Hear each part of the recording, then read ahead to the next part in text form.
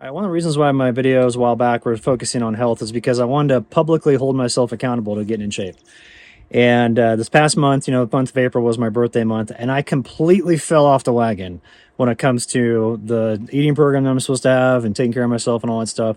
And I was still working out, but there's this cheesecake in town. It's a coffee cheesecake. It is by far the best cheesecake I've ever had in my entire life, and I was pounding it about every night.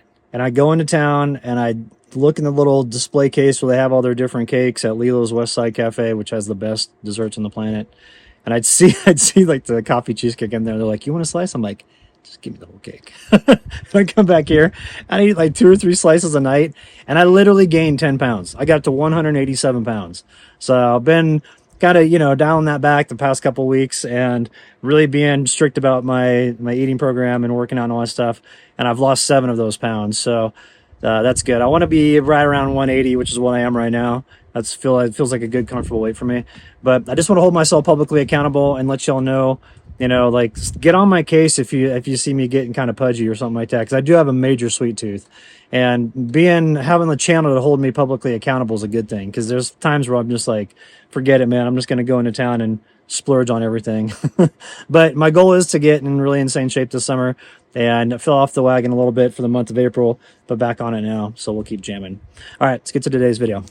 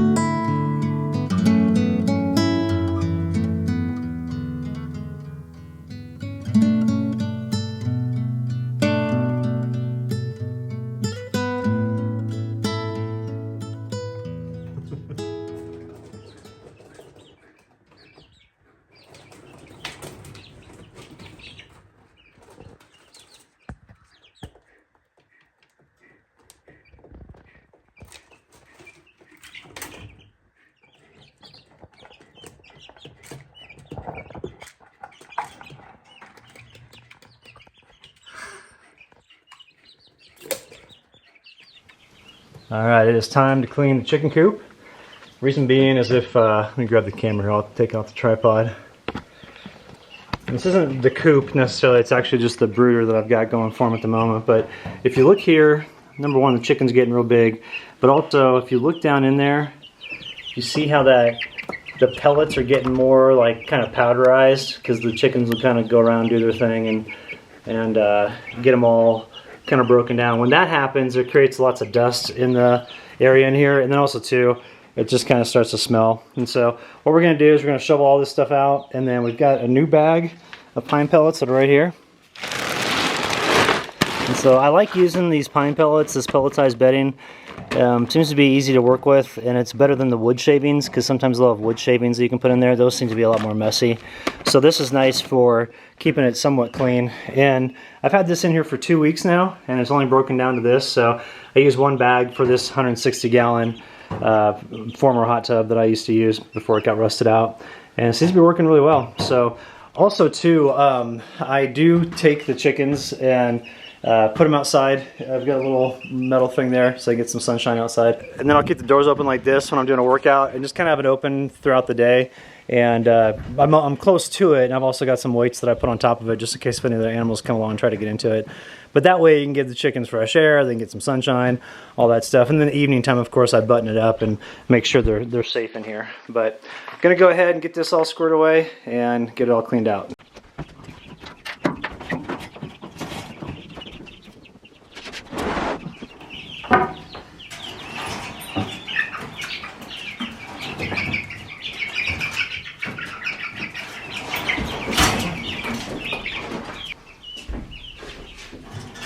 See what else we got here.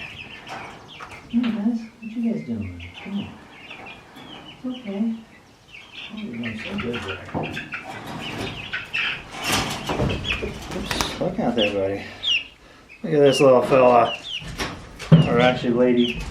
No, don't stop. Stop now.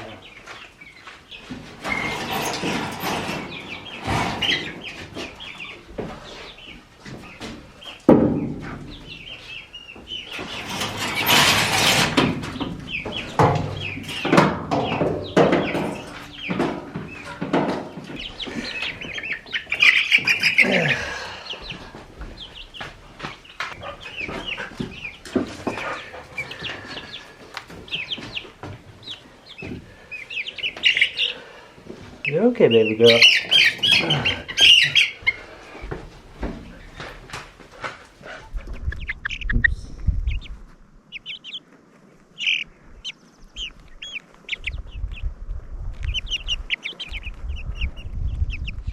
Yeah, I think the best thing to do, if you look here on the ground, you can see all the dust that accumulates in here from the chicken pellets or the pine pellets when the chickens scratch them, because you can see here how it kind of turns into like sawdust instead of the pellets. So I think the best thing to do to clean this out so we don't get a bunch more dust inside the gym area here is to take it and pull it completely out of the container, do it all outside in the fresh air, and then bring it back in here, get them all set up. And then I can go fishing for the night and then come back and we'll be good to go. Darren has offered to come over and take care of the chickens while I'm gone. Just keep an eye on them, make sure their water's refreshed and make sure their food's good. But really pleased with how they're growing up. They're growing up fast. So it's going to be a couple more weeks and then I'm going to transfer them over to the coop. So you want to be careful when you're doing this because like the sawdust here, if it kicks up in the air, it can get into your lungs and it can cause some breathing issues. So if you're cleaning out your chicken coop, just make sure to do it outside or in a well-ventilated area. That way you don't cause yourself any discomfort or maybe even get a chest cold or something like that. Let's see, let's get this rock out of here.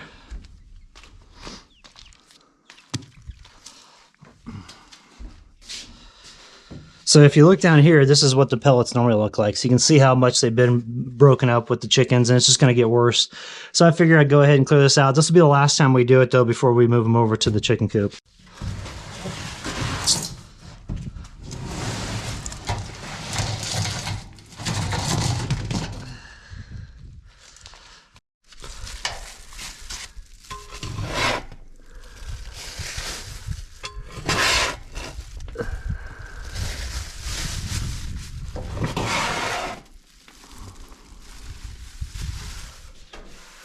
So you can really see all this dust that's accumulated. I want to get this out of here, obviously, because this is where I work out. I don't want to be breathing this stuff in. So we're going to go through and just clean out the rest of this real quick. It's mainly towards the front here, not towards the back of the shipping container, because this is where the coop is located, so we won't have to clean out too much back there. Yeah, another tip of advice that I have for living off grid is just maintain your stuff and you don't have to worry about deep cleaning a bunch of things, because like, yeah, it's gonna get dusty around here, and you know, especially when we start the house build and stuff like that, things will get real dusty. But if you just stay on top of it, It's a lot easier to manage than having to do like a big cleanup project all at once, you know. So don't wait to clean, just clean as you go along and everything just stays nice and in order. I found that's the easiest way to stay on top of stuff out here. Meadow, you're doing so good over there, Pumpkin. I just want to say thank you. You're doing so good, sweetie. What I want to do is get these panels and put them up top. And got to get some mounts for that for the top of the shipping container here. But get those up there. Get a power station in here. And then that way I'll always have power when I come over to work out. And if I need to plug in a computer or whatever, I could do it. We'll be in good shape. Let's see. How's this looking right here? Yeah. This is pretty good. Alright, let's get this back in here and then we'll put the pellets in there, put the chickens back in, and we'll be in good shape.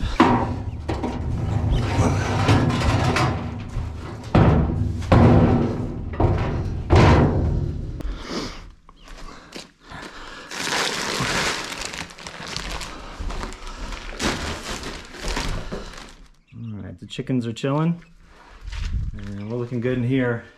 So got this up on little concrete barrier there. What that does is when the chickens are scratching around and stuff like that on here, it doesn't throw these up in there and then gunk up the water supply. So that helps them out. Got them a fresh deal of food right there with their little chicken crumbles. And then just need to clean off the warming plate, even though I don't think we need the warming plate anymore. It's getting to be warm enough at night and down to like 50s, like the low.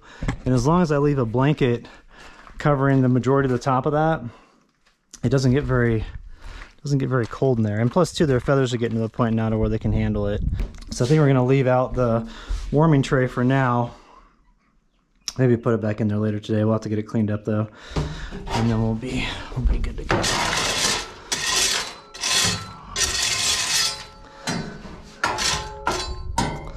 All right, let's go ahead and get the little girls back in here.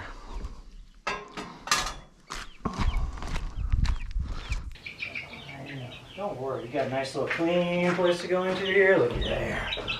Oh boy, look at those new pine pellets, and you got some fresh food and some fresh water. Okay there, little chickens.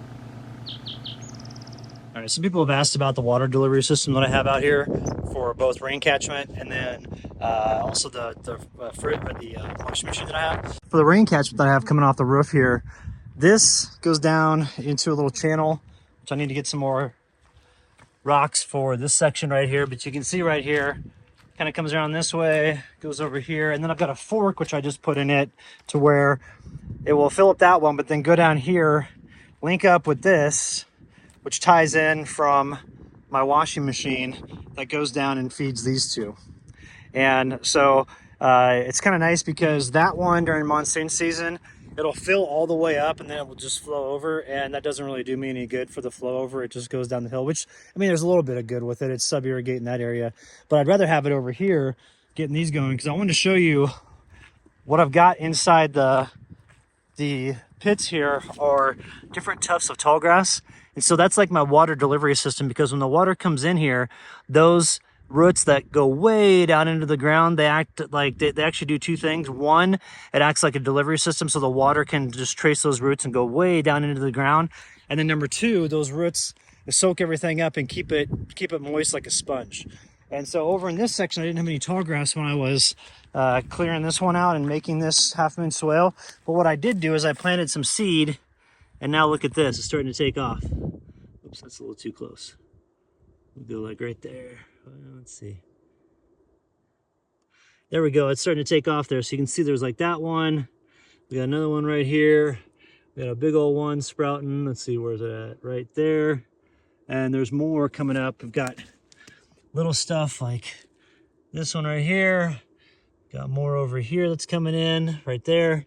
And then I planted some on the back side of this too, and it's starting to come, back up here, starting to come out right here. So we've got all those roots that are going to help deliver that water deep into the ground and recharge the groundwater up here. Because my goal is over the next decade or so, is just to make this place as lush as possible and create all these microclimates around here by downing some of the juniper trees, using the branches from the invasive species to do ground cover, create microclimates like that, and then make sure every drop of water that I use out here goes back into the ground.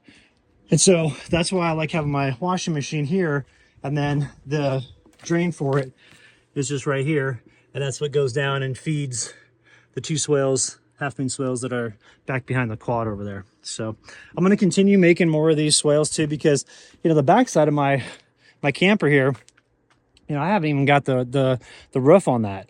Like I put the plywood on there, but I couldn't find any more of the U-channel metal roofing like what I have on the front side, and it's just plywood up there. So I need to go ahead and get that all squared away to where I can put a gutter on that, and then start sub-irrigating some of the areas back into here and creating more half-moon swales. So it's coming around here, but just taking a little while. And these results are going to be realized in years, not in like months. And so it's going to be one of those things that we watch over time. But also wanted to give you an update. I've got more century plants that are blooming here. So we've got this one. We've got one over here, a little bit smaller right there. And then we've got the big one right over here. This one's really starting to go. And so the top of that will start to get flowers on them. You can see how it's starting to get going. And then eventually what will happen is that whole thing will explode, and it'll just be this huge, huge display of flowers. And this one's big, man. That's probably about 13 feet tall right there. All said and done. That's a big old century plant. And then we've got one more over here. You can see it right there, kind of with the tree, but you can see how it's right there next to my water container. So we go over here. This one's huge too. This one's at least 10 feet tall.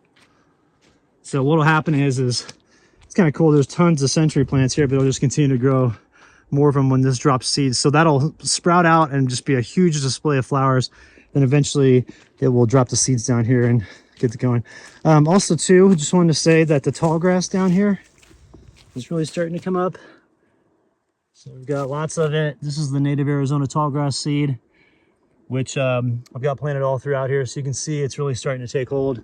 And just real pleased with these changes around here. It's starting to get lush. The pine trees are responding really positively to all the work I've done with making sure that they've got better habitat by removing some of the junipers. And just excited for this summer, man, because I think the monsoon season is going to be a good one. And then we'll be able to really see the results of this. Also, too, I've got those wildflowers that I've been planting around here. None of those have sprouted yet, but we're keeping an eye on them, and I'm watering them every day to see what will happen. So, all right, everybody, that's it for today. Thanks for tuning in. We'll see you in the next video.